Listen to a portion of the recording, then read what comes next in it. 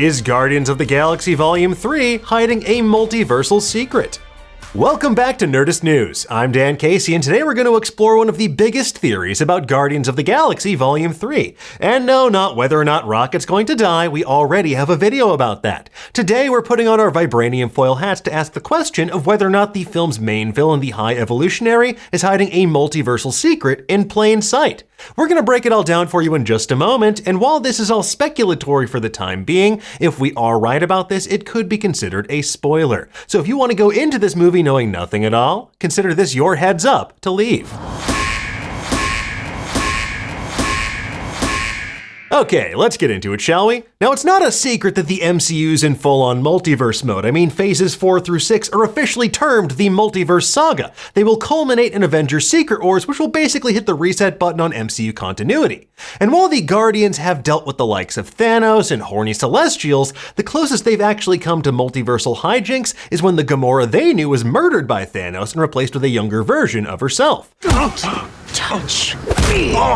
But all of that looks like it could be a change in the latest trailer shown last week at CCXP in Brazil. The trailer, which we broke down frame by frame last week, gave us our best look yet at the villainous High Evolutionary, Adam Warlock outside of his golden cocoon, and a series of presumed red herrings teasing major character deaths. One of the most eyebrow-raising reveals, though, was when the Guardians land their series of massive engines, the Bowie, at what appears to be at first glance a normal American suburb. But when they disembark, they're greeted by anthropomorphic humanoid animal people. No! Ow! These are the New Men, creations of the High Evolutionary as part of his quest to push evolution past its natural limits and beyond, or whatever his catchphrase is. Let's evolve, baby! First appearing in 1966's Thor 133, the New Men were the High Evolutionary's original playthings. They began their lives as normal, everyday animals until his experiments imbued them with a higher level of intelligence. One thing they haven't evolved, though? Fast reflexes. Now, based on the trailer, it seems like Rocket and his partner Lila were subjected to the High Evolutionary's early experiments as well. The New Men served HE as soldiers and lackeys, and eventually he made an entire world for them to live on known as Counter-Earth. But he didn't do this out of the goodness of his heart. He made Counter-Earth a utopian version of Earth to make a world free of corruption and evil, believing that it would prevent his New Men from giving into their violent, baser animal instincts. And Counter-Earth is exactly where many people, ourselves included, believe the Guardians travel to in Volume 3. This suburb looks like the idyllic version of American life depicted in the 70s and 80s, and honestly, it's fitting considering how stuck in the 80s Star-Lord is as well. Well, get ready for an 800-foot statue of Pac-Man with Skeletor and Heather Locklear. What do you want? I'm gonna make some weird shit.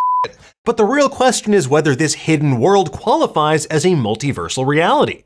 Well, that all depends on how you look at it. In the comics, Counter-Earth is created and placed a fraction of a second out of dimensional sync with the regular Earth. By most accounting, Counter-Earth is considered to be a pocket dimension rather than a parallel universe. The MCU has also shown us plenty of pocket dimensions so far, like the mirror dimension, the dark dimension, Ta-Lo, and the quantum realm, just to name a few. In fact, the quantum realm seems proof positive that pocket dimensions might just be the key in this multiversal conflict that's brewing. Because not only did it let Scott Lang evade the Snapshot during Infinity War, but Kang has been planning how he's going to start conquering again from Chronopolis all this time. So with that in mind, Counter-Earth isn't technically a multiversal reality, but it may exist across multiple timelines in the Marvel multiverse. More importantly, we need to consider what it means for Earth 616 or 199999 or whatever you want to call it. So what is the High Evolutionary's endgame here? Well, it seems like he may want to cause an incursion event of his very own. Maybe on a smaller scale than what was described in Multiverse of Madness, but an incursion event nonetheless.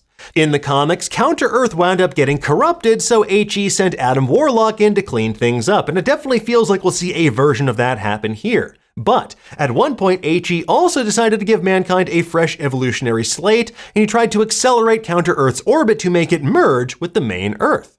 This planetary collision would have the unfortunate consequence of destroying both worlds, and that's the same conundrum faced by the Illuminati when it comes to choosing a universe to die during incursion events in the lead up to Secret Wars. So while the High Evolutionary's plot will inevitably fail when the Guardians wind up teaming up with Adam Warlock to save the day, it could put him on the radar of someone like Kang the Conqueror. Because in the trailer, it kind of looks like HE's evolving his space station into a massive living organism. We speculated he could be trying to grow a celestial of his very own or something else with immense cosmic power. In the Ultimates 2 comics, the High Evolutionary teamed up with the Maker, a version of Reed Richards from another reality. This was done in an effort to try and evolve the multiverse itself to create what the Maker termed his perfect reality. Given that we know how Kang's villainous arc will play out, leading us into the events of the Kang Dynasty and Secret Wars, maybe these storylines could combine in a way with High Evolutionaries. He could help Kang create the perfect multiversal reality in the form of Battleworld. It would certainly make for an elegant way to both leave space for Rocket's emotional arc in Guardians of the Galaxy Volume 3 and set up some of the biggest conflicts to come deeper in Phases 5 and 6. For now, though, it's still just speculation. We'll have to wait and see how exactly Kang the Conqueror will escape the quantum realm in Ant-Man and the Wasp: Quantumania before we can fill in these logical gaps. Anyway, folks, there you have it. That's our theory about the potential multiversal secret hiding in plain sight in Guardians of the Galaxy Volume 3. We'll keep you up to date on any and all wild MCU theories as they continue to wake us up in the dead of night, don't wake daddy style, in a cold sweat. In the meantime, though, tell us, what do you think of this theory? What do you think High Evolutionary's master plan really is? I thought humans were more evolved than this. Excuse me. Let us know in the comments below, and for the latest and greatest in the world of pop culture, make sure you stay tuned to Nerdist.com.